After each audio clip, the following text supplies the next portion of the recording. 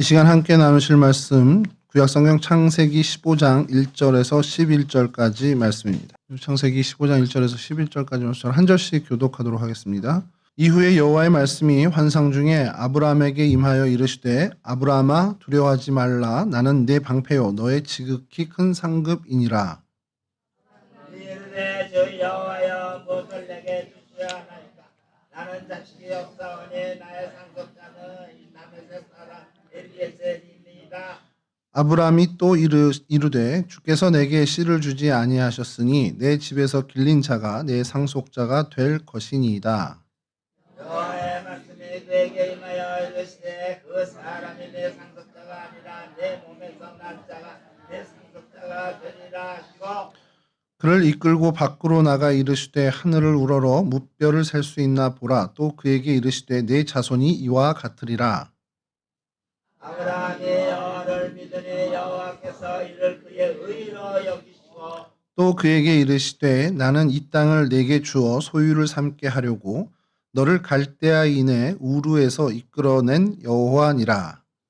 그가 이르되 주 여호와여 내가 이 땅을 소유로 받은 것을 무엇으로 알리까? 여호와께서 그에게 이르시되 나를 위하여 3년 된 암소와 3년 된 암염소와 3년 된 숫양과 산 비둘기와 집 비둘기 새끼를 가져올지니라. 아브라함이 그 모든 것을 가져다가 그 중간을 쪼개고 그 쪼갠 것을 마주대어 놓고 그 새는 쪼개지 아니하였으며 함께 하시죠. 솔개가 그 사체 위에 내릴 때에는 아브라함이 쫓았더라. 아멘. 오늘 저희가 성경에서 살펴볼 장소는 정확히는 메소포타미아를 정했는데 이게 메소포타미아를 이제 성경에서는 우르라고 칭합니다. 그러니까 우르와 메소포타미아가 사실 좀 광범위하고 또 한쪽은 협소한 그런 지명이긴 한데 이제 저희가 오늘 읽었던 창세기 사건에서 보면 이제 같은 곳을 지칭하는 단어로 쓰입니다. 그래서 메소포타미아 혹은 우르로 오늘 좀 이 자리를 좀 살펴보려고 합니다. 메소포타미아라는 그 명칭은요, 그 뜻 자체가 두 강 사이라는 뜻을 갖고 있습니다. 그러니까 이제 티그리스 강과 유프라데스 강이 이렇게 흐르는데 그 강의 이쪽 저쪽 사이에 있다라는 것만 지칭하는 게 아니라 그 강 사이사이에 있는 그 전체 지역을 그래서 넓게는 저 북쪽으로는 터키에서부터 아래쪽 이라크, 그 페르시아만까지 이제 두루 걸친 그 땅을 다 메소포타미아라고 지칭하는 경우도 있고요. 또 우리가 잘 알다시피 4대 문명의 발상지를 저희가 공부했잖아요. 학교에서 공부할 때 나일강 유역 있고 또 황하강 또 인도의 또 그쪽 그리고 우리 이제 여기 메소포타미아 이쪽 문명을 이 네 곳을 얘기를 하는데 그때는 정확히는 이제 남부 쪽 메소포타미아의 남부 쪽을 문명 발생 지역으로 이야기를 합니다. 뭐 그거는 좀 이따 한 번 더 좀 말씀을 드릴 텐데 그래서 이 지역을 메소포타미아라고도 하는데 성경에서 이제 아브라함이나 여러 사건들을 이야기하면서 이따 신약에서도 좀 살펴볼 것이 메소포타미아 이렇게 얘기하면 보통은 이 남부 지역 문명의 발생 지역을 주로 지칭하거나 아니면 그 아브라함이 중간에 한번 거쳤던 하란 지역을 얘기하는 경우가 있습니다. 그래서 좀 혼동되게 쓰이긴 하는데 정확히 오늘 저희가 살펴보려고 하는 것은 이 남부 지역, 메소포타미아 남부 지역, 곧 우르라는 이쪽 지역을 좀 살펴보려고 합니다. 그리고 우르라는 명칭은 이게 수메르어에서 나온 수메르어에서 어원을 갖고 있는 수메르어의 우림이라는 것에서 유래된 우르. 그것은 빛이라는 뜻을 갖고 있습니다. 그러니까 이 전등빛 할 때 그 빛입니다. 그래서 이 지역의 이 우르는 사실은 도시국가의 이름입니다. 정확히 도시국가의 이름이고 이 국가가 이제 나중에 좀 이제 발전하고 연합체들이 생기고 이런 어떤 역사들을 이제 거쳐갑니다. 그래서 지역을 좀 먼저 살펴보려면 지도를 좀 보셔야 될 텐데 첫 번째 지도를 좀 띄워주시면 지금은 디콰르라는 이라크 디콰르라는 주입니다. 주 저희로 치면 이제 구보다는 확실히 좀 크고요. 뭐 이렇게 경기도 요 정도 이런 어떤 광역 단체 정도 되는 저희로 치면 그 정도 되는 주입니다. 디콰르 주이고 그곳이 여기가 이제 디콰르 지역입니다. 그러니까 이 여기가 지금 페르시아만입니다. 그리고 살짝 보이는 요 바다가 페르시아만이고 현재 여기가 이라크고 저쪽은 이란입니다. 현재 이란이고 그다음에 이 메소포타미아 지역이 여기서부터 요 터키, 지금은 튀르키예라고 하는 이 지역까지 전반에 걸친 지역을 메소포타미아라고 하는데 특별히 협소적으로는 이 남부 쪽 요 지역을 메소포타미아라고 좀 지칭을 합니다. 그리고 여기는 오늘 다룰 건 아닌데요. 여기하고 이게 상당히 거리가 멀죠. 혹시 눈치채셨습니까? 왜 여기 저기 뭔데 갑자기 저기다 점을 찍어놨나? 이것은 이제 산리 우르파라는 여기도 이제 터키의 주입니다. 튀르키예 자꾸 입에 터키가 배서 근데 튀르키예 한 주의 이름이 산리 우르파입니다. 그리고 요것이 성경에서 얘기하는 하란입니다. 하란이라고 하면은 아시겠죠? 하란. 예, 아브라함이 하란에서 이제 떠나서 그리고 또 아브라함이 자기 아들 이삭의 아내를 얻으러 그 엘리에셀을 보낼 때 보낸 지역이 바로 이 하란 지역입니다. 요걸 좀 기억해 두시면 좋겠습니다. 좀 이따가 여러분들하고 좀 이야기를 나눌 좀 하나의 주제가 됩니다.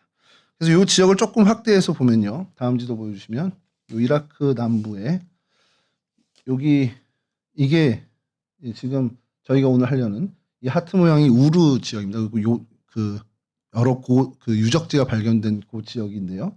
여기이고 그다음에 페르시아만에서 이렇게 떨어져 있는데 실제로 요 지역이 두 강이 만나는 지역입니다. 유브라테스 강하고 티그리스 강이 만나는 지역인데 실제로 고대 때는요. 여기가 항구였습니다. 지역이 항구였고 바닷물이 여기까지 올라왔다가 지금은 이제 이쪽이 육지가 된 그런 모양을 갖고 있는데 이걸 좀 살피려고 하면 좀 더 이제 한 번 더 다음 사진 보여주시면 좀 더 확대해서 보면 이 경계가 디콰로 주고요. 그다음에 여기에 우루 지구라트라고 되어 있는 유적지가 있습니다. 이게 이제 우루 땅입니다. 여기가 우루 땅이고 이 우루 땅에서 이제 저희가 오늘 살펴볼 이야기들이 좀 진행되는데 여기가 항구 도시였습니다. 그러니까 물이 여기까지 바다가 여기까지 들어왔다는 거죠. 그러니까 고대 문명을 저도 이제 뭐 이쪽을 전공한 게 아니니까 잘 모르는데 성경과 5대 제국이라는 책이라든지 이런 어떤 성경 시절, 그러니까 구약 시절의 그 초대 문명 국가들에 대한 이야기들을 좀 살펴보면 좀 재미난 것들이 있습니다. 여러분 그 처음에 인류가 그 수렵 생활을 했을 거 아니에요. 동물을 사냥하고 뭐 이제 나무 열매 같은 걸 채취하고 그런 사람들이 살려면 어디가 유리할까요? 좀 편하게 하셔도 됩니다. 제가 여기서 오면 항상 당황을 하는데 그냥 이렇게 멀거니 채점하듯이 쳐다보고 계셔가지고 이제 좀 친해졌으니까 반주자님 커플에게도 이렇게 좀 질문을 할까 하기도 좀 준비도 하고 있고 어디가 좀 유리할까요? 나무 열매를 따려면 그렇죠. 나무 열매를 따려면 나무 있는 데가 좋고 고기를 잡으려면 강에 가서 잡겠죠. 그러니까 고대 문명의 이제 초기 인류의 그 수렵 생활을 할 때는 보통이 다 산과 강 근처라는 겁니다. 그렇게 해서 부족이 형성되고 거기서 지내다가 이게 좀 발전이 되면서 도구들을 사용하게 되잖아요. 석기 이제 뭐 저 때는 구석기, 신석기 시대를 타제석기, 마제석기 이렇게 한자로 썼는데 저희 애들 이제 공부할 때 보니까 뗀석기, 간석기라고 해서 이거 떼어냈다라고 해서 뗀석기고 이제 갈았다고 해서 간석기라고 쓰더라고요. 그걸 이제 저희는 마제석기라고 썼는데 제가 엉뚱한 얘기하는 게 아니라 저는 그렇게 배웠는데 이제는 좀 그게 한글화 돼가지고 이렇게 가르치더라고요. 그 석기 시대를 거치면서 혼자 이렇게 사람이 밭을 갈던 거를 이제 뭐 하던 거를 짐승의 힘을 빌려서 갈게 되고 이러면서 이제 발전을 하게 되잖아요. 그러면 이제 그 처음에 수렵 생활을 할 때는 산 기슭이나 강가가 좋았습니다. 그렇게 이제 모여 사는데 사실은 강가는 사실 노출이 돼서 어떤 이제 그 보안성이 좀 떨어지잖아요. 그래서 이제 산 기슭, 약간 숲 쪽에 거하는 그런 부족들, 그런 부족 국가를 부족 국가는 아니고 부족 형태로 살아오다가 인류가 발전하면서 이제 농업이라는 걸 하기 시작합니다. 그러면 농업을 하려면 뭐가 필요하죠? 땅이 필요하죠. 그러니까 넓은 땅으로 내려오는 게 강가에 있는 평야지대로 내려오기 시작합니다. 그러면서 농업 기술들이 막 발전했잖아요. 그런 게 가장 최적화된 것이 아까 말씀드린 4대 문명 지역입니다. 인도의 그 겐지스강도 그렇고 나일강도 그렇고 황하강 유역도 그렇고 여기 메소포타미아 지역도 그렇고 그런 어떤 발생지가 될 만큼의 그런 이제 어떤 농경지라고 해야 되는 그런 평야들이 아주 비옥한 땅들이 있었던 거죠. 그래서 거기에 인류들이 정착을 하는데 여기 문제가 뭐냐? 이게 강 하류다 보니까 홍수가 잦은 거예요. 근데 나일강은 기록에 의하면 굉장히 정기적인 홍수가 일어났습니다. 그건 지금 다른 어떤 강수량에 따라서 그건 그 어떤 우기에 따라서 홍수가 난 거고, 이 메소포타미아 지역은 이게 불정기적인 홍수가 일어난 거예요. 그 이유가 뭐냐면 요 반대쪽 이제 이란 쪽으로 큰 산맥이 있습니다. 자그르 산맥인가 하는 산맥이 있는데 그 산맥과 터키 쪽에 있는 산맥들에서 이제 겨울이면 눈이 쌓이잖아요. 그 눈이 봄이 되면서 녹아내린 게 이 강으로 흐르는 겁니다. 여러 강으로 흘러서 이 티그리스 강과 유프라데스 하역으로 이제 내려오는 거죠. 그 해 겨울에 눈이 많이 오면 봄철에 많은 눈이 녹으면서 홍수가 나는 거고, 그 겨울에 눈이 좀 적게 왔다 그러면 홍수 없이 지나가는 겁니다. 그 봄에. 그러니까 그런 이제 일들이 비정기적으로 이제 일어나고, 그러다 보니까 이제 홍수가 나요. 그럼 아끼던 그 논이라든지 이런 농업 생산했던 것이 다 어떻게 보면 수포로 돌아가게 되겠죠. 그러면 그 사람들이 거길 떠날까요? 이미 경작지를 만들어 놓고 정착을 했으니까 떠나지를 못하는 겁니다. 그러면 어떻게 할까요? 대비를 해야죠, 홍수를. 이제 물이 많아지면 어떻게 해야 되겠다. 그래서 저장고, 저수지를 만들고 물이 이쪽 마을 쪽이나 농경지로 침수하지 못하게 다른 요즘으로 치면 유수지를 만드는 겁니다. 이제 저희도 한강이 막 넘치게 되면은 저쪽 마포에 이렇게 큰 유수지를 지금 운동장으로 쓰고 있는데 그런 그 가두는 시설을 만드는 그게 이제 치수입니다. 치수. 이 치수 사업을 하기 위하면 많은 인원이 동원돼야 되잖아요. 많은 인원이 동원되려면 행정 시스템이 있어야 됩니다. 그러니까 소위 말하는 권력이 있어야 됩니다. 사람들을 동원시키려면. 그러다 보니까 그 일의 리더 역할을 하던 사람들이 이제 권력자들이 되는 거죠. 이 권력자들, 근데 혼자 할 수 없으니까 여러 행정 시스템을 맡은 사람들이 생기게 되겠죠. 그 사람들은 농업의 실질적인 생산을 하나도 담당하지 않고도 먹고 사는 직종들이 된 거죠. 소위 이제 엘리트 집단이 생긴 거죠. 그렇게 이제 문명들이 발전을 하게 됩니다. 이 메소포타미아 지역에 이런 문명들이 잘 발전한 나라들이 생긴 거예요. 그 나라들이 뭐 오늘 제가 그 말씀은 안 드렸습니다만, 우르도 그 한 도시에 그 우르도 한 도시의 그 이름이었고요. 우르크라는 도시 국가도 있었고, 굉장히 많은 도시 국가들이 생겨났어요. 그런 어떤 권력자들이 사람들이 이제 조직적으로 이런 어떤 치수 관계를 다 하고 이런 어떤 일들이 했습니다. 근데 이제 시간이 지나다 보니까 이 도시 국가들이 농업을 하고 그래서 많은 과학 기술이 발전이 되는 게, 밭을 이제 혼자 이렇게 갈다가 이거를 소에다 어깨에 매서 이렇게 가니까 좀 수월한 거예요. 그러니까 소를 이용하는 쟁기도 마련하게 되고, 예, 그리고 이제 또 물건을 이렇게 들고 날랐는데 바퀴라는 걸 이제 발명을 한 겁니다. 여기다 얹어놓고 굴리니까 괜찮네 해서 수레라는 게 생기게 되고, 이러면서 이제 농경지가 이제 농업이 점점점 발전하고 수확량이 점점점 늘어나는 거죠. 이제 우리 마을이 다 먹고도 남을 만큼 쌀이 남아요. 그리고 어떤 그 곡식이 남게 됩니다. 그럼 어떻게 할까요? 썩혀두느니 갖다 팔자. 근데 파는 게 돈이 있을 때가 아니니까 이웃 도시국가 보니까, 야, 쟤네는 나무 열매는 많은데 쟤네는 이런 곡식이 없네. 쟤네는 짐승이 많은데 그게 별로 없네.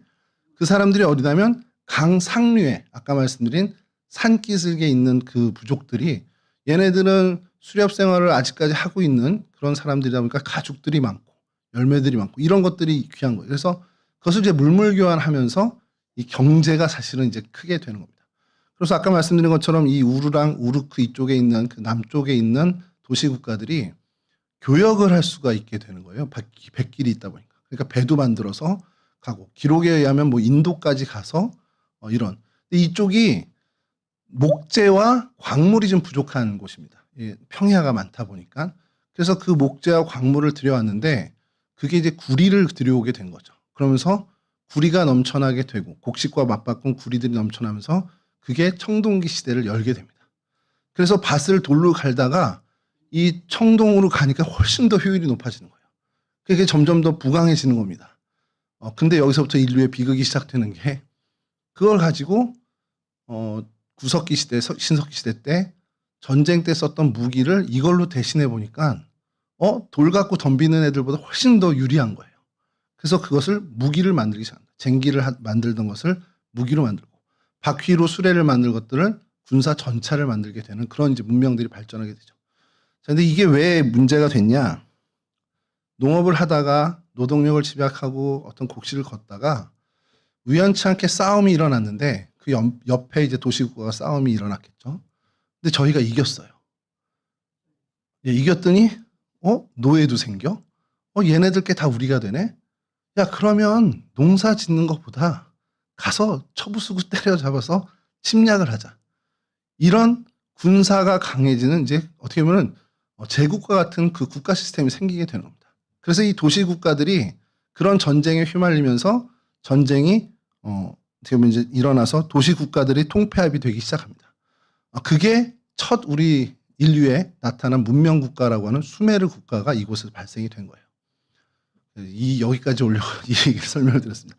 이 수메르 문명이 왜 중요하냐면 이 수메르 문명이 왕조를 만들고 그래서 여러 제의식, 종교부터 정치 이런 것들이 이제 현대 국가와 비슷하게 이제 시작이 되고 또 그곳에서 이제 법전들이 만들어지기도 하고 이렇게 되는 거죠. 그래서 그런 일들이 계속 벌어지면서 이 수메르 문명이 이제 쇠퇴를 맞게 되고 이란 쪽에 지금 있는 그쪽에 엘림이란 족속이 이렇게 페르시아의 조상이 되는데 그 사람들이 쳐들어오게 되면서 이것이 무너지게 되고 거기에 이제 아카드라는 제국이 원래 북쪽에도 아카드가 있었는데 그 사람들이 이 수메르를 점령을 하게 됩니다. 근데 이 아카드는 어떤 외부 요인이 아니라 내부적으로 이제 붕괴가 돼서 무너지게 되고 다시 수메르 왕조, 그러니까 다시 이 사람들이 수메르인들이 점령을 다시 하게 되는데 그때 왕조를 좀 특별하게 다시 수메르 왕조라고 안 하고 수메르 제3왕조라고 지칭을 합니다. 왜 수메르 제3왕조를 자꾸 이 말씀을 드리려고 하냐면 이때가 아브라함이 이곳을 떠날 때쯤입니다. 그 수메르 제3왕조의 말기가 아브라함이 이곳을 떠나는 그 시기와 거의 비슷하게 되고 그때 이 우르에 많은 지금 발견된 유적들이 그때에 건설된 것들이 이제 출토가 되기 시작합니다. 그래서 그 설명을 드리기 위해서 잠깐 그 문명의 이야기를 좀 드렸고요. 예, 그래서 다음 사진 보여주시면 이건 위성 사진인데 예, 이런 어떤 그 평야 지역에 이게 쉽게 얘기하면요. 이 지역 이 전체가 한 도시 성이라고 생각하시면 돼요. 이게 우르로 이제 밝혀진 성인데 이 우르라는 성에 기록에 하면 한 5만 명 정도가 그 안에 살았습니다. 그래서 그 안에 성벽을 쌓아서 적의 침략으로부터 막기 위한 어떤 그 군사 성으로 활용을 하는 그런 모습을 가진. 그래서 이곳에서 굉장히 많은 이제 유물들, 유적들이 이제 출토가 되게 되죠. 가장 대표적인 게 이제 지구라타라고 해서 좀 이따 볼 텐데 여하튼 이런 지역을 저희가 오늘 살피려고 합니다. 그래서 이 성경에 이 메소포타미아라고 언급된 곳을 좀 저희가 찾아보면 먼저는 아브라함의 종 창세기 24장 10절인데 이건 좀 먼저 읽어드리겠습니다. 이에 종이 그 주인의 낙타 중 10匹를 끌고 떠났는데 곧 그의 주인이 모든 좋은 것을 가지고 떠나 메소포타미아로 가서 나홀의 성에 이르러. 말씀드린 아까 그 나홀의 성이 하란을 지칭하는데 그 하란을 메소포타미아라고 다시 지칭을 합니다. 성경에선. 그러니까 같이 이제 쓰이게 된, 그러니까 여기도 메소포타미아라고 쓰고 우르 그 남부 지역도 메소포타미아라고 사람들이 지칭하는. 굉장히 광의적으로 이 메소포타미아를 지칭하는 것을 성경에서도 찾게 되죠. 그리고 역대상 19장 6절에서 7절에도 이렇게 있습니다. 암몬 자손이 자기가 다윗에게 믿게 한 줄 안지라. 한운과 암몬 자손은 더불어 은 1000달란트를 아람 나하라임과 아람 마하가와 소바에 보내 병거와 마병을 삭 내되 곧 병거 32,000대와 마하가 왕과 그의 군대를 고용하였더니 그들이 와서 메드바 앞에 진침에 암몬 자손이 그 모든 성읍으로부터 모여와서 싸우려 한지라. 여러분 그 성경을 개역 성경을 저희가 읽은 게 익숙한 게 다윗이 사신을 보냈는데 수염을 자르고 중동볼기를 쳐가지고 보내는 그 모욕적인 사건이 있어서 이제 그게 다윗에게 밉상이 됐다는 걸 이제 암몬이 알고 다윗과 전쟁을 하려고 이제 준비하면서 용병들을 사는 그 장면이 나오는 겁니다. 그리고 실제로 이제 나중에 다윗에게 크게 혼이 나는데 이때 아람 나하라임이라는 그 지명이 나와요. 이게 어느 곳인가를 이제 찾아보면 다음 페이지를 좀 보여주시죠. 아니 다음 페이지로 좀 보여주세요. 예. 요거 나온 김에 읽겠습니다. 사사기 3장 8절인데 여호와께서 이스라엘에게 진노하사 그들을 메소보다미아 왕 구산 구산 리사다임의 손에 파셨으므로 이스라엘 자손이 구산 리사다임을 8년 동안 섬겼더니, 그러니까 사사기 3장 8절에 구산 리사다임을 섬긴 그 부분이 나오는데 이 사람이 메소포타미아 왕이라고 이제 기록이 되어 있습니다. 그래서 이 성경을 보면 오늘 방전삼이 없어서 이게 될지 모르겠지만, 자 3장 8절이 여기죠. 네. 센스가 있네요. 3장 8절 여호와께서 이스라엘에게 진노하사 그들을 메소포다미아 왕 구산 리사다임의 손에 파셨으므로, 여기인데 1번이라고 돼 있죠. 저희 관주 성경이나 이런 거 보면 이렇게 써 있습니다.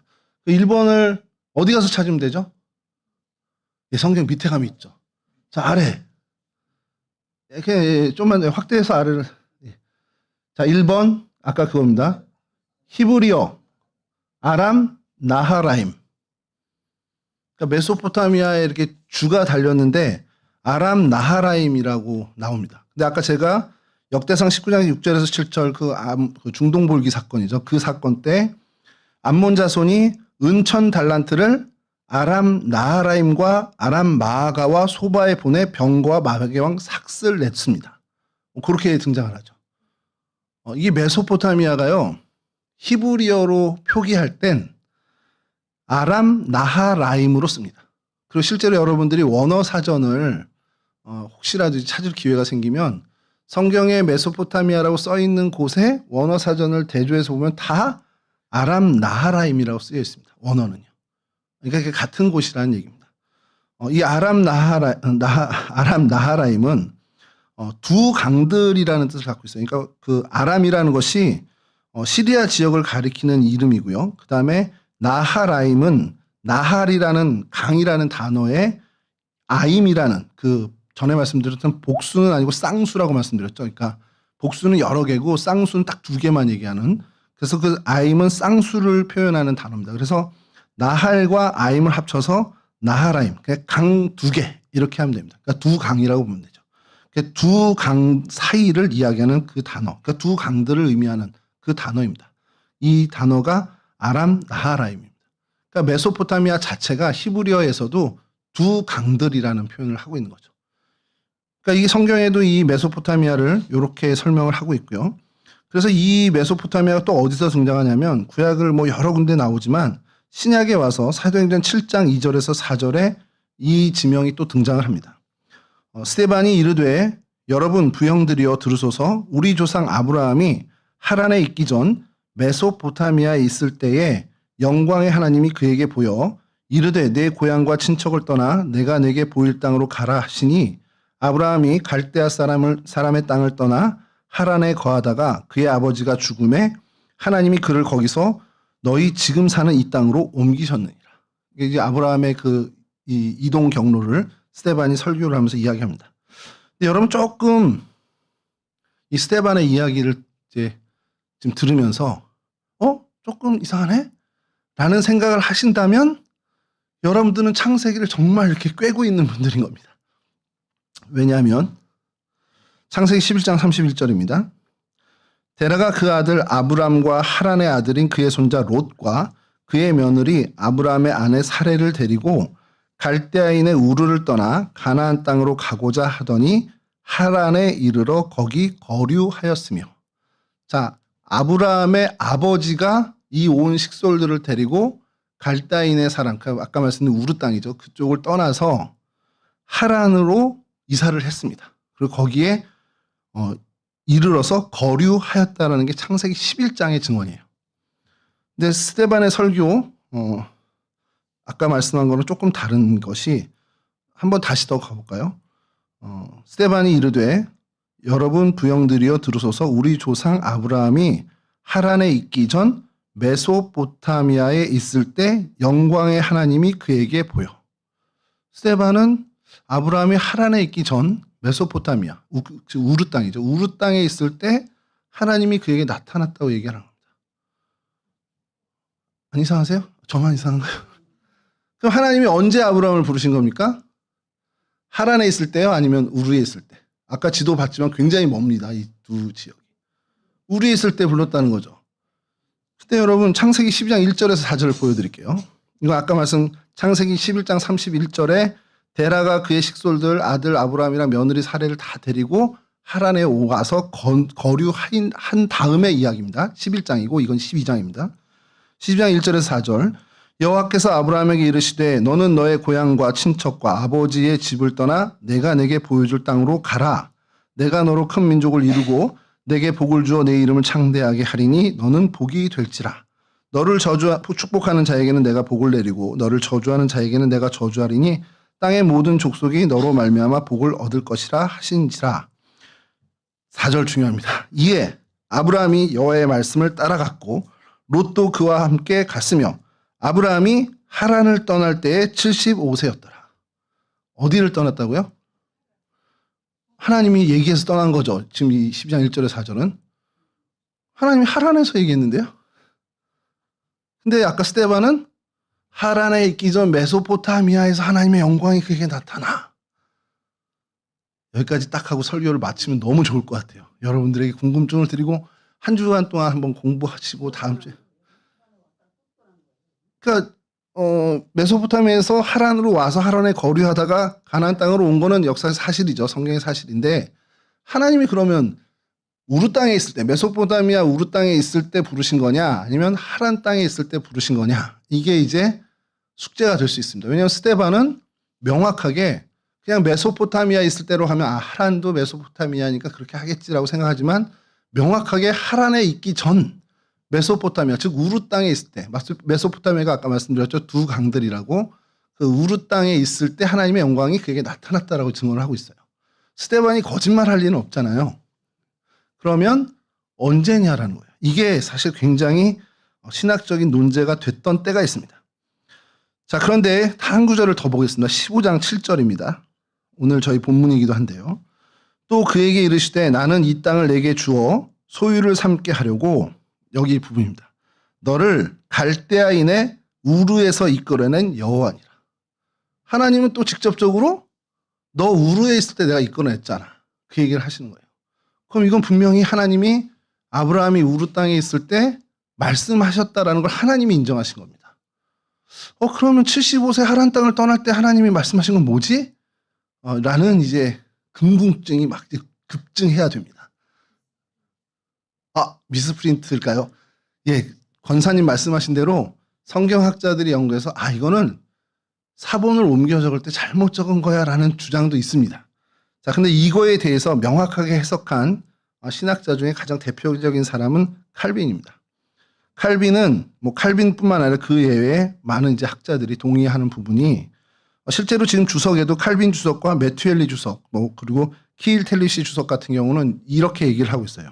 이중 소명입니다. 하나님이 두 번을 부르신 거예요. 그러니까 우리에 있을 때 그 말씀드렸던 수메르 제3왕조가 우르 사망조가 이제 거의 몰락하던 그 시기에 하나님이 그를 불러내서 이제 하란 땅을 거쳐 가나안 땅으로 인도하시기 위해서 떠나라. 그래서 그 아버지와 함께 그곳을 떠났다라는 겁니다. 그게 1차 소명이고 하란 땅에 있을 때 그곳에서 하나님께서 다시 아브라함을 부르셔서 이제 약속의 땅, 내가 너에게 줄 땅으로 너를 이끌겠다 해서 그곳에서 벗어나게끔 하는 그렇게 하나님이 두 번 이중 소명설이라는 것을 이제 주장합니다. 그 외에 학자들이 방금 권사님 말씀하신 것처럼 그냥 메소포타미아가 너무 광범위하다 보니까 그렇게 잘못 옮겨 적은 것이다라고 하는 경우도 있고요. 스데반의 해석을 굉장히 유대 전승 차원에서 그냥 신학적인 해석을 한 것이다라고 하는 성경학자들도 있습니다. 다 그 내용은 핵심은 다 같은 건데 이제 칼빈 주석이나 매튜엘리 주석에서 이 이중 소명설이 굉장히 설득력이 있는 것은 아브라함이 뜬금없이 우르 지역을 떠났을 리는 없다라는 겁니다. 왜냐하면 그곳이 가장 지금으로 치면 서울 한복판이고 이 하란은 완전히 외딴 시골이 됩니다. 그래서 그곳에서 가문이 몰락하지 않는 이상 이사 갈 일이 별로 없는 그런 상황이었는데 하나님께서 그를 보내신 거라는 거죠. 근데 여기서 여러분 이거는 조금 번외의 얘기긴 한데 이건 여러분 한번 숙제로 드릴게요. 아담의 그 시절부터 이제 사람이 범죄해서 쭉 이제 노아까지 와서 노아의 때에 하나님이 인류를 멸망시켰습니다.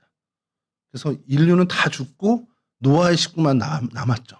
저희는 그걸 믿고요. 그럼 이제 노아의 자손들이 퍼져서 지금 이 아브라함까지 왔습니다. 노아가 숙제입니다.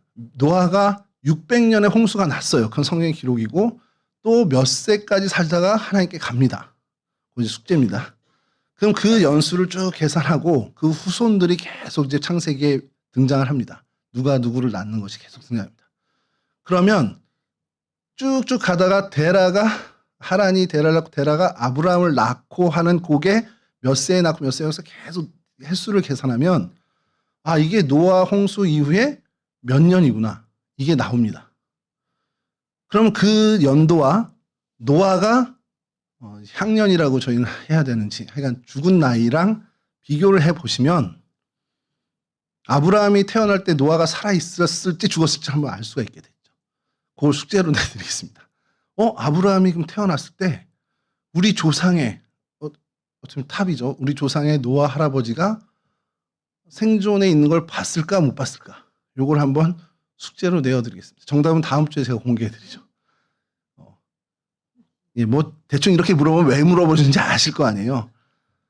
아브라함이 그리고 그때 당시에 수메르 왕조나 여러 뭐 우루 삼왕조까지라도 다 모든 사람들이 홍수를 인류를 심판한 그 신의 존재는 뭐 이름은 모를지라도 인지했을 겁니다. 왜냐하면 그 역사를 그들이 알았고 그로 인해서 그들이 무엇을 했습니까?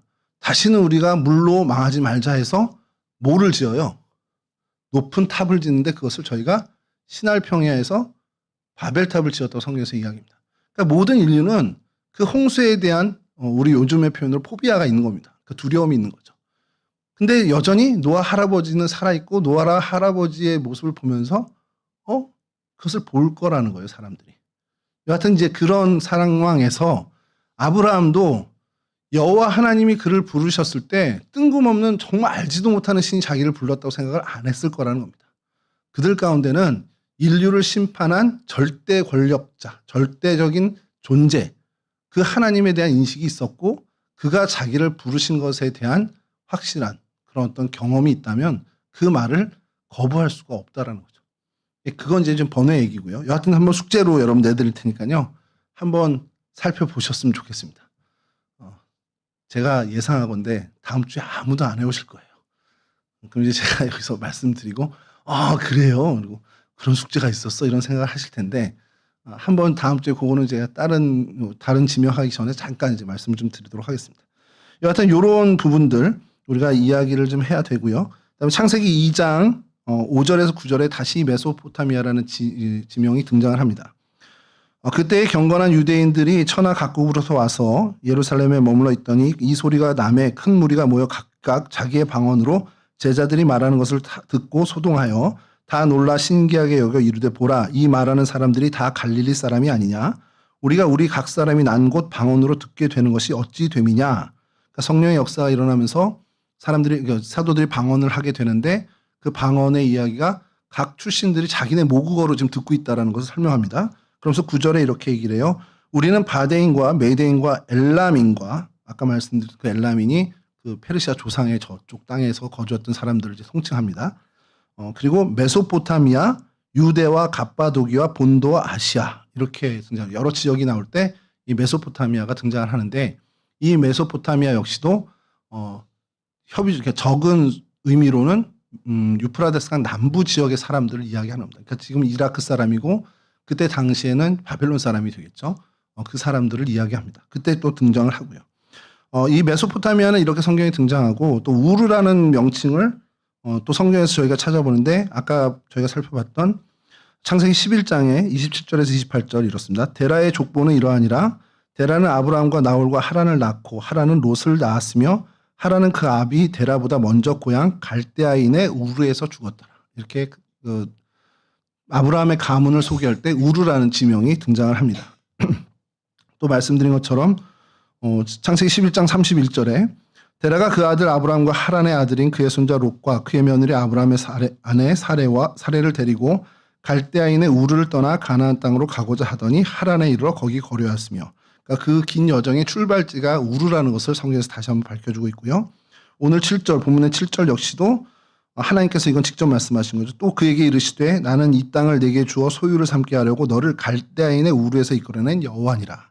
이렇게 성경에 메소포타미아와 우르가 같은 지역을 지칭하는 것을 성경학자들도 말하지만 표기에서 다르게 이제 표기할 때가 있습니다. 근데 이게요, 많은 이제 다른 성경 버전에서 이렇게 되는 거고, 우르도 이제 빛으로 설명을 되고, 이 메소포타미아 두 강들이라고 히브리어로 이렇게 되는 그것을 우리나라에서 번역할 때 그냥 다행인 건, 이제 한글화 할 때 그냥 발음 나는 대로 이렇게 했다라는 것. 그게 좀 굉장히 가치 있는 어떤 걸 번역일 수 있습니다. 그래서 같은 곳을 지칭하지만 이명 동지라고 하죠. 같은 곳을 지칭하지만 두 개의 단어로 표현한 것을 저희가 좀 살펴보는 겁니다. 뭐 그 안에 뭐 역사적인 배경들이 있습니다. 뭐 신수메르 지역 뭐 그 왕조 왕권이 얼마나 강했다 이런 역사들 자료를 있는데 사실 그거는 뭐 오늘 여기서 다룰 만한 것은 아니고 그래서 여기서 좀 다루고자 하는 것은 이 우르에 어떤 문화가 있었는지 좀 보고 싶은 거예요. 그래서 다음 사진을 좀 보여주시면 이게 지구라트라는 겁니다. 이게 저희 이 시간에 신할평야를 저희가 한번 다룰 때에 제가 올렸던 사진입니다. 뭐 피라미드의 원형이라고도 하고요. 여러 지구라트 중에 가장 오래된 것으로 그리고 보존 상태가 가장 좋은 것으로 유명합니다. 그러니까 바벨탑 신할평야의 바벨탑의 원형이 됐다라고까지 이제 고고학자들은 이야기를 합니다. 근데 이 지구라트는 뜻이 높은 곳, 정점이란 뜻을 갖고 있고요. 아마도 이곳이 신전으로 사용되었을 것으로 사람들은 이제 추정합니다. 아까 말씀드린 우르 사망조 때, 우르 제 사망조 때 이 지구라트가 건설된 것으로 사람들은 보고 그 시기가 아까 말씀드렸던 그 왕조 시절이 아브라함이 그 우르 땅을 떠나게 시기와 거의 이제 같은. 그러니까 이 종교성이 얼만큼 열심히 있었냐면 이러한 신전을 건설할 만큼의 종교성을 갖고 있었던 문화였습니다. 왕도 그렇고 사람들도 그렇고 얼마나 많은 인원이 동원됐겠습니까? 그러니까 그게 이제 종교의 힘으로 벌어진 일이죠. 그러니까 이 지역에 우상신을 섬기는 그런 모든 너무도 많은 신들이 이제 여기 다신교가 돼서 너무도 많은 신들이 이제 각자 자기들이 그 신의 이름을 부르는 그런 것들을 이 왕권이 이용을 한 거죠. 그런 지역에서 아브라함이 거했다는 것, 태어나고 살았다라는 것을 우리가 좀 기억할 필요가 있죠. 다음 사진 보여주시면 이게 밤에 찍은 사진인데, 뭐 이제 오늘 이제 너무 높은 뭐 건물들은 저희들이 보니까 뭐 저거 별로 높지도 않네 이렇게 하겠지만 여러분 3,000년, 2,000년 전, 3,000년 전입니다. 그러니까 정확히 2,300년 전 되겠죠. 2,300에서 2,500년 전에 이러한 건축물은 뭐 가히 뭐 진짜 상상할 수도 없는 높이의 건물이 된다라고 저희가 생각할 필요가 있다.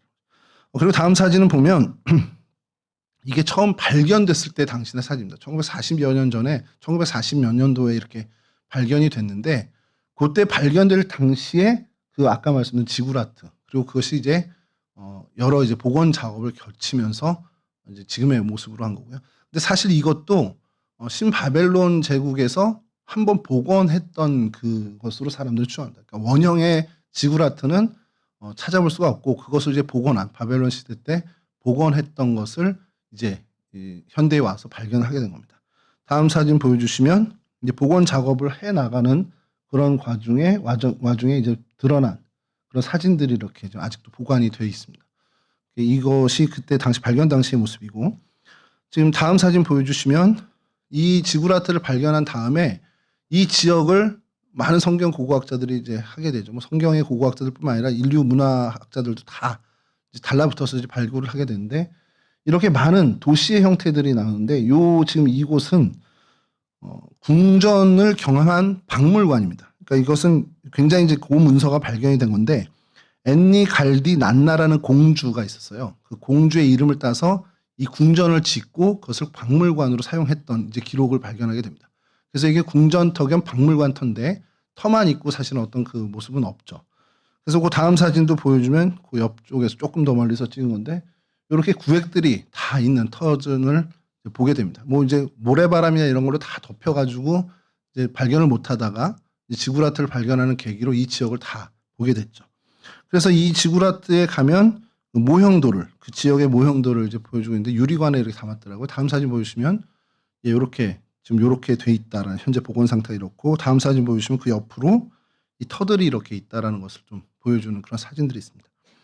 다음 사진 보여주시면 이게 지구라트에서 이제 발견된 유물들인데 신전에서 발견되는 유물들과 동일한 것들입니다. 다음 사진도 마찬가지고요.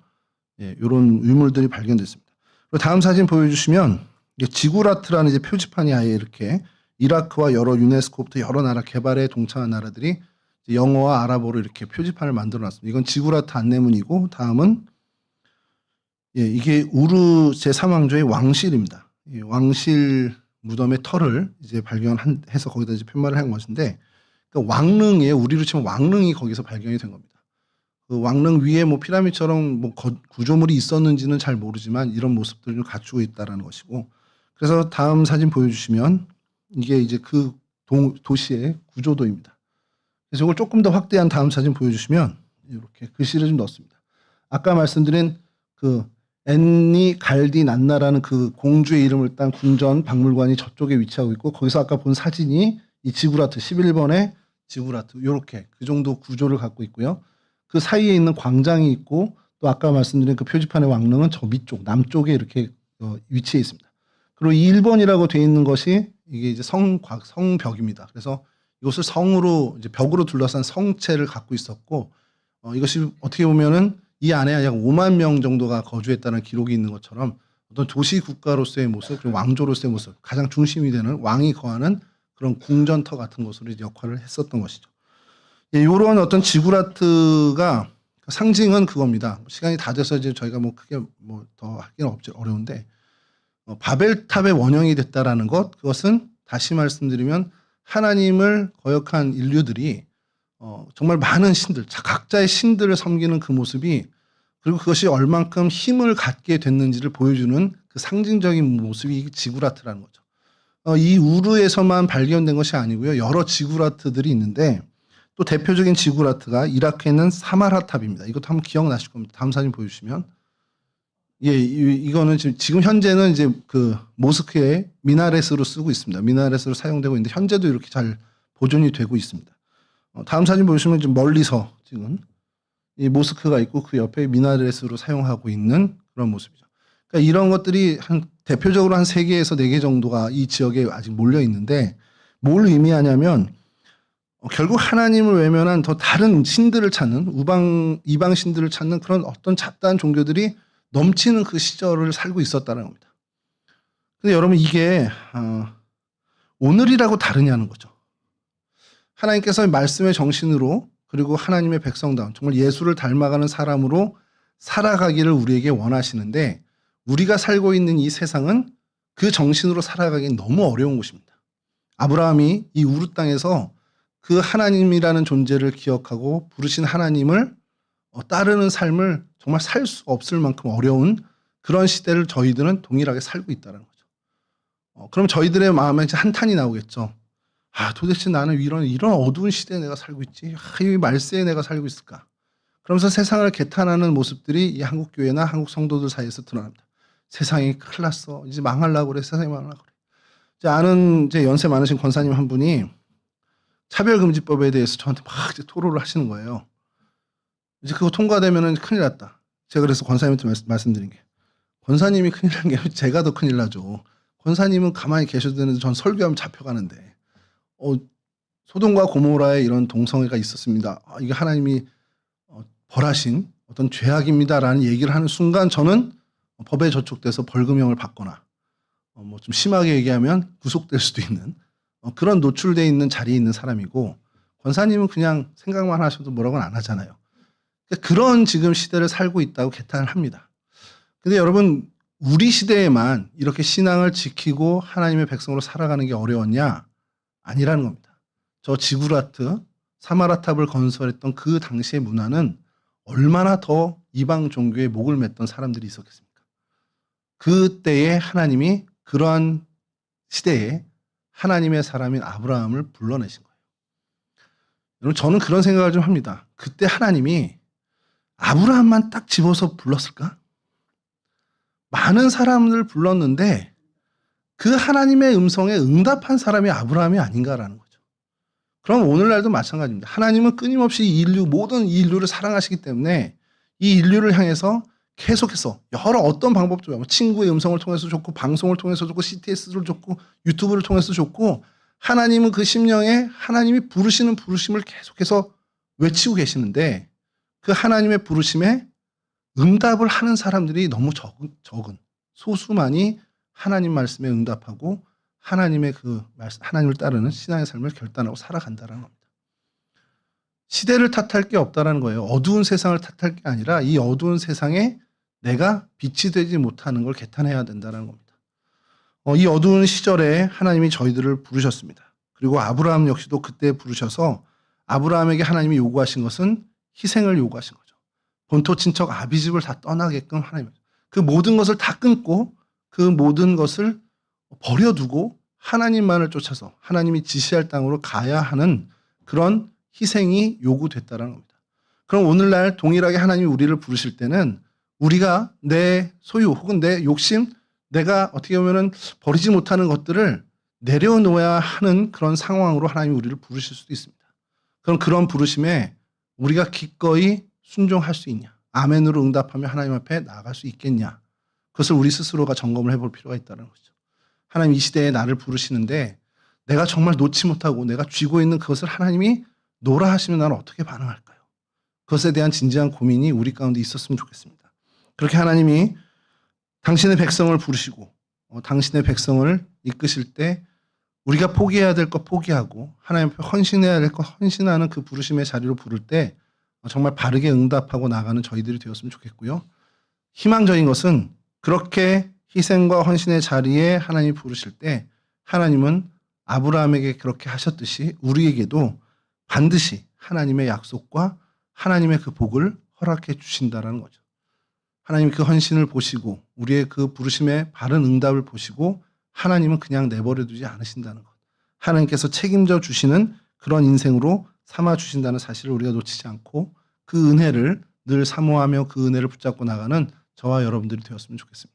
이와 같은 은혜의 주인공들이 다 되실 수 있기를 주님의 이름으로 간절히 축원합니다.